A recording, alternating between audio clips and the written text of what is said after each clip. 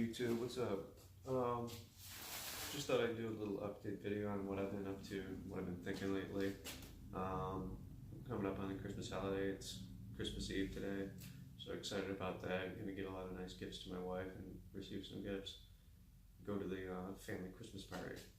But other than that, we got some other not so fun business to attend to. The paying the mortgage on the house coming up. Got like 2 payments behind. I had been not watching my checking account through the holidays and a few checks bounced. So we're going to be spending a lot of money on the house in a not so fun kind of way, but it is what it is. But California closet progress is coming along. That's still happening. And really, I'm kind of in a holding pattern right now. What's really going on is I'm waiting on a cash supplement that's going to alleviate any crunches we have. I mean, we're good for a little while, but we're just waiting for that to come through so we don't have to worry anymore about anything. And then hopefully I can get on to the next fun phase of my life and decide. I'm all over the place. I'm thinking, do I want a Rolls Royce Wraith? Do I want a McLaren? Do I really want to spend that much money? Or, as a third option, we camp every year and we stay in cabins. Maybe what about a Class A diesel motorhome? Because if you're spending 100 to 200 grand, there's a ton of options available in that price range. I was looking at Thor motor coaches, Winnebagos, newer ones maybe from 2017, 2016, 2015 at the oldest. But a used one so that the depreciation's already hit on it. And then I was looking, you can even, if I don't want to have it here all winter in the driveway, I could pay to have it stored and pay like $50 a month only to store it on somebody's property somewhere. But no, wouldn't that be fun? And then the next big phase after having a motor coach would be to take it on a cross country tour and show you guys the United States. Potentially maybe just go up into Canada, maybe do a cross Canada tour, go up to Montreal, of course hit Toronto, and then go to the West Coast and go to what do you call it over there? I don't know. But going all over the West Coast, up in Canada, maybe even driving it up to Alaska, who knows? Because I'm gonna have some time on my hands. I've been taking time off, having time off while I'm job searching, but I'm not gonna jump into anything I'm not totally interested in. So that's coming.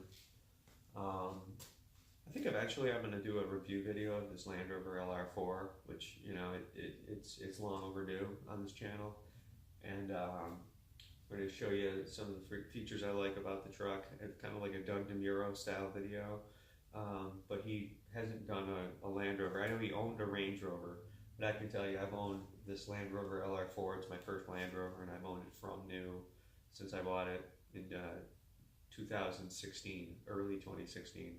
And it's a 2016 model. And now they've changed it and called it the Discovery, and it's not this body on frame kind of truck. No, this is the same truck as the Range Rover Sport of the last generation. And you can notice that in the dash, it's a little bit the same. But I'll do a more comprehensive review when the time comes. But for now, this is just a great truck. So the only problem I've had with it is I blew out the actuator that changes the suspension height on it. It's this thing right here. See that right there? This button, this up-down button. That'll lower it. That'll heighten it. And then you get the different terrain response modes on it and everything like that. Downhill, hill descent. That's this button right here. So the Discovery Sport, the lesser model, doesn't have all these options. It doesn't have the off-road terrain response thing. This is the HVAC system. It's pretty nice. The temperature is displayed here, and you turn that to turn it up and down. Still got a CD player. One of the few cars that does. Got heated seats, traction control. Move up here to the infotainment system, and it is actually I've bitched about it, but it's actually a pretty good navigation system. It gets you where you need to go for the most part. Sometimes it takes you on wacky routes, but other than that, it's been pretty solid.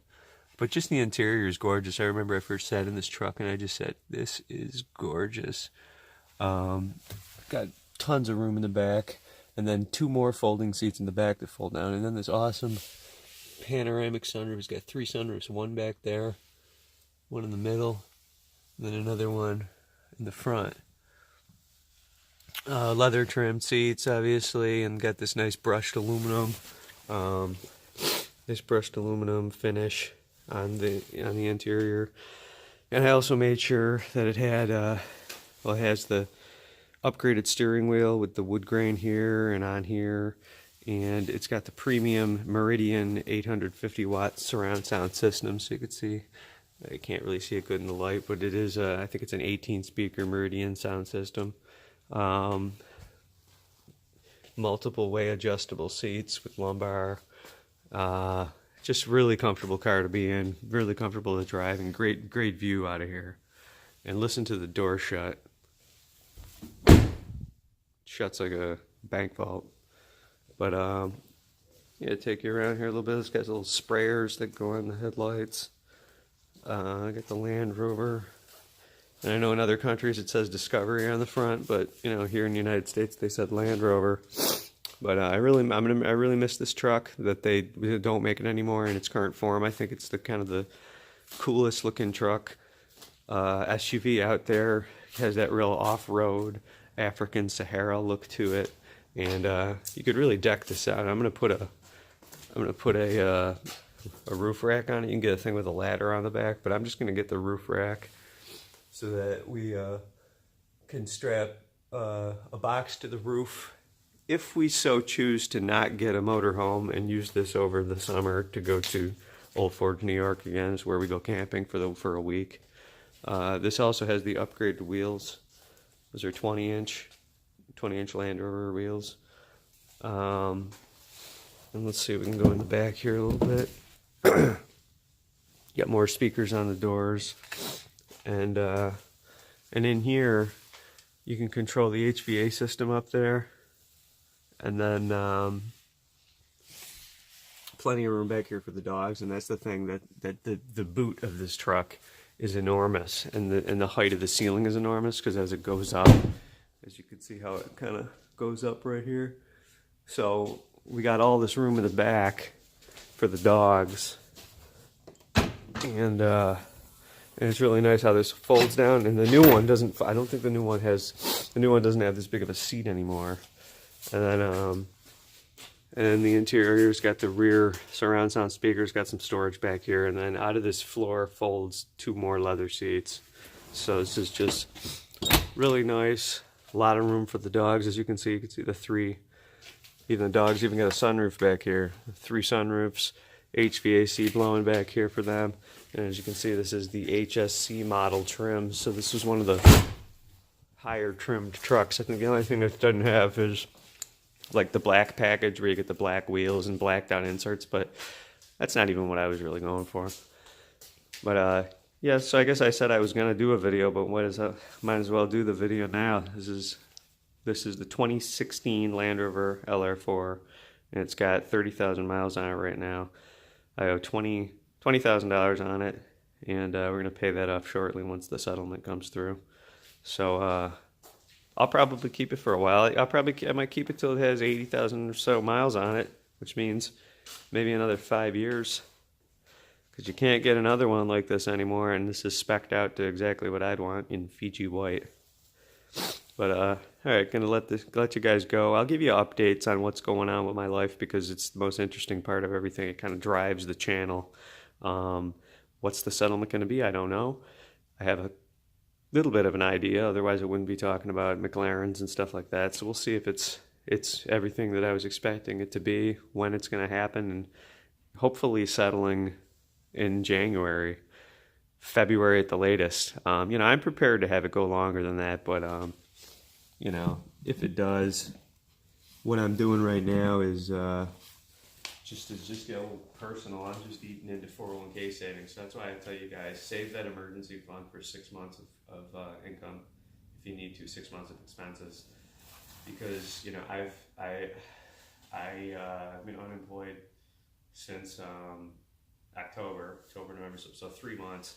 But in 3 months, you wouldn't imagine how much money's going out the door. I probably should have waited to do a California closet a little bit, but I got excited and I did it anyway.